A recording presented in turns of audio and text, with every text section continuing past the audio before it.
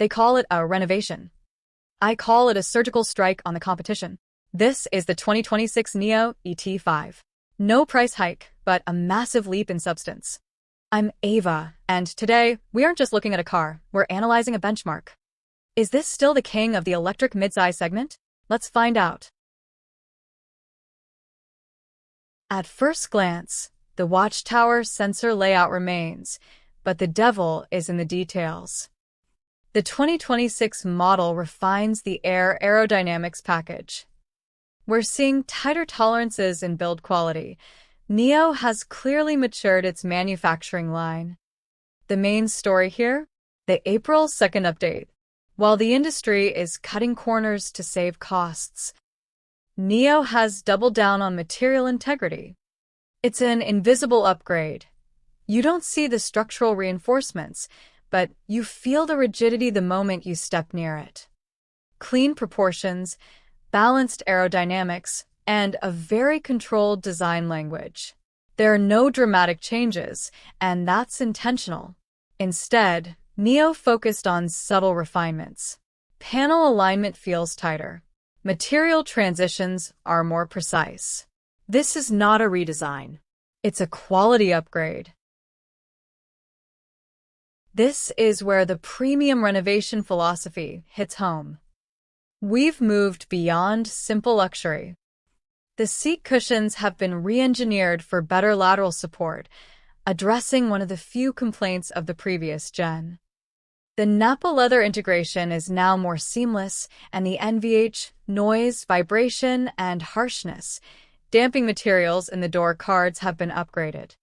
It's quieter, more tactile, and frankly, it makes the minimalist competition look like they're just being cheap. Material quality feels more consistent. Surface finishes are more refined, especially in high-contact areas. This isn't just about aesthetics. It's about long-term usability. The ergonomics remain familiar but slightly optimized. And overall, the cabin feels more mature. Not radically different, but clearly improved. This is engineering for the senses, not just the eyes.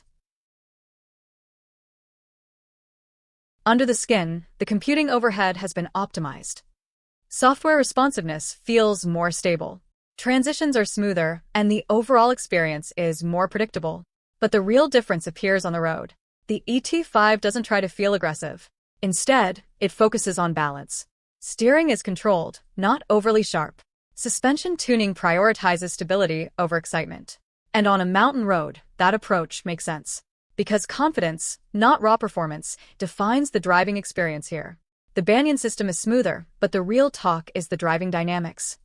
The 2026 ET5 features revised damper tuning. On these mountain switchbacks, the front-end bite is more aggressive. The torque vectoring between the dual motors feels more predictive than reactive. It's a 4-second car, yes, but it's the way it handles the weight transfer in mid-corner that proves NIO's chassis team has been working overtime. It's composed, surgical, and incredibly communicative through the wheel. Let's talk market positioning. The Tesla Model 3 Highland is the efficiency king, and the BMW i4 has the heritage. But NIO is playing a different game, the value-added ecosystem. By keeping the price static while upgrading the soft and hard touchpoints, they are suffocating the mid-premium segment. Most brands charge you $5,000 for these kinds of interior and chassis tweaks. NIO is giving it to you as a standard for 2026. It's a bold move that prioritizes market share over immediate margin. But NIO is not trying to win on pure efficiency numbers alone. Instead, it positions the ET5 as a more refined, more composed alternative, less aggressive, more balanced, and that creates a different kind of appeal. Not for everyone, but very clear for the right audience. So, should you pull the trigger? If you're a tech purist who demands mechanical soul, or a professional who needs the car to be a second living room, without the luxury tax, this is your vehicle. It's for the driver who values the battery-swapping safety net, but refuses to compromise on interior refinement. If you already own a 2024 model, the leap is noticeable but incremental. If you're looking for maximum performance or the lowest cost per kilometer, this may not be the obvious choice. But if you value refinement, consistency, and a more controlled driving experience, the ET5 makes a strong case. This is not a car that tries to impress instantly. It's a car that becomes better the longer you live with it. If you're coming from an ICE car or a budget EV, this will feel like stepping into the future. My final take. The 2026 ET5 proves that NIO listens.